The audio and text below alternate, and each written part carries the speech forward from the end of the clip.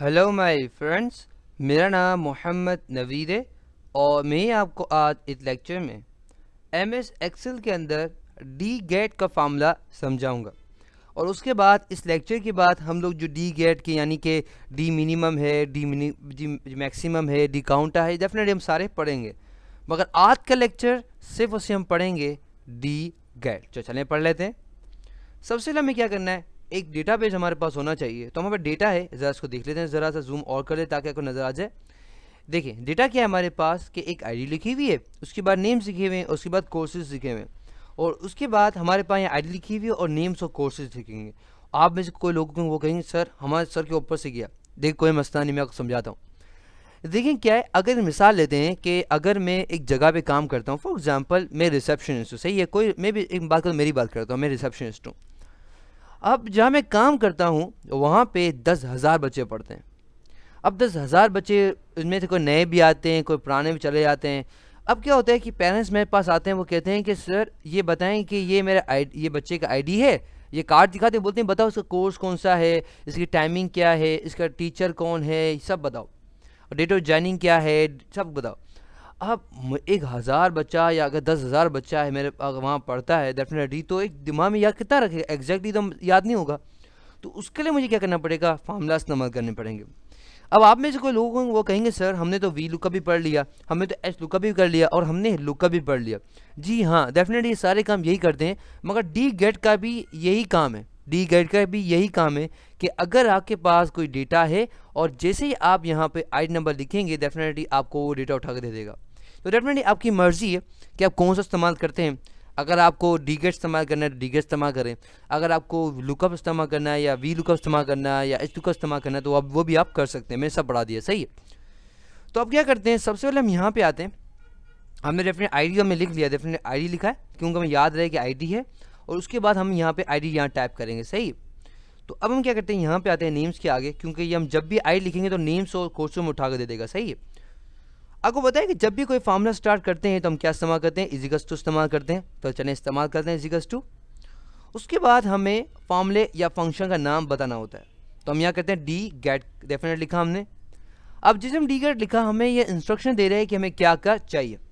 सबसे पहले कह रहा है कि डेटा बेस, यानी कि आप पूरा मुझे ये उठा के दे दो, सही है।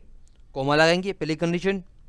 उसके बाद ये कह रहा है कि आपको यहाँ पे किस चीज़ का डेटा चाहिए, यानी कि कौन से कॉलम का डेटा चाहिए। तो यहाँ आप कॉलम हमारे पास कौन से, पहला आईडी है, दूसरा नेम्स है और तीसरा हमारे पास कोर्सेज है। तो डेफिनेटली हमें यहाँ पे नाम लिखना पड़ेगा।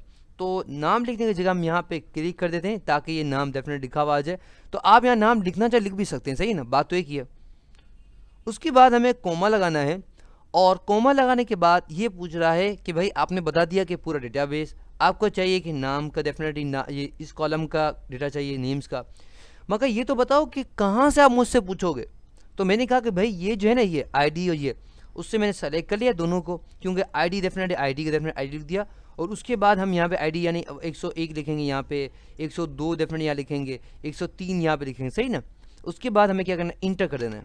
और आप देख सकते हैं कि मेरे पास हुसैन आ गया। क्यों, क्योंकि आईडी हमारे पास कौन सा है, 103। डेफिनेटली आप देख सकते हैं आईडी 103 और यहाँ पे 103 में लिखा, और 103 के डेफिनेट नेम्स का मुझे चाहिए, तो नेम्स के मेरे पास हुसैन आ गया। समझ आए आपको।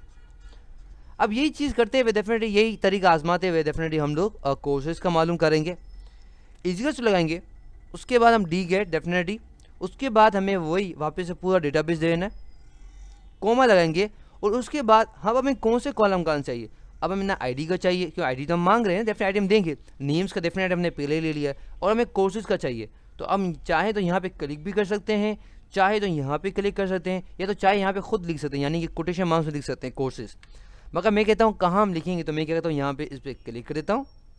उसके बाद कोमा लगाते हैं, और हम कहाँ पे सर्च करेंगे, मैंने कहा यहाँ पे। तो आईडी देख, आईडी नज़र आ रही है आपको आईडी। उसके बाद हम यहाँ पे आईडी चेंज करते रहेंगे। उसके बाद इंटर करते हैं, और आप देख सकते हैं कि मुझे यहाँ पे उसने क्या दिया, 103, डेफिनेट 103। उसके बाद नेम क्या हमारे पास, हुसैन है, और जावा हमारे पास कोर्स है। समझ आए आपको। तो ये तरीका है हमारे पास। अगर बहुत बड़ा डेटा बेस है तो उसमें हम सिर्फ एक चीज़ देते हुए हम उसका पूरा डेटा हासिल कर सकते हैं। समझ आए आपको। तो यानी कि अगर आपके पास बहुत बड़ा डेटा बेस है, देखें मैं आपको समझाता हूँ, तो उसके लिए मैं कोशिश करता हूँ कि जितनी आसान से आसान और छोटी छोटी एग्जाम्पल हो आपको समझा सकूं।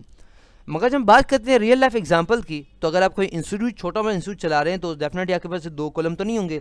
आपके पास डेट ज्वाइनिंग भी होगा, उसका टाइमिंग भी होगा, उसका टीचर भी होगा, सारी चीज़ होंगे, समझ आए आपको। तो आप डेफिनेटली कॉलम बढ़ाते जाएंगे और यही चीज़ आजमाते चले जाएंगे, समझ आए आपको। तो डी गेट का फंक्शन क्या करता है, अगर हमें बहुत बड़ा डेटा है तो हम आई नंबर देते हुए हम डेफिनेटली क्या कर सकते हैं, या तो डेफिनेट नेम देके या कुछ भी करके हम क्या कर सकते हैं, पूरा डेटा यहाँ पे उठा सकते हैं, समझ आए आपको। तो ये था लेक्चर डी गेट पे, आई होप आपको समझ आ गया होगा। For more videos, lecture and exercises, come to my website www.naveedplus.com। अल्लाह हाफ़िज़, इंशाल्लाह आपसे अगले लेक्चर मुलाकात होगी। Till then, अल्लाह हाफ़िज़।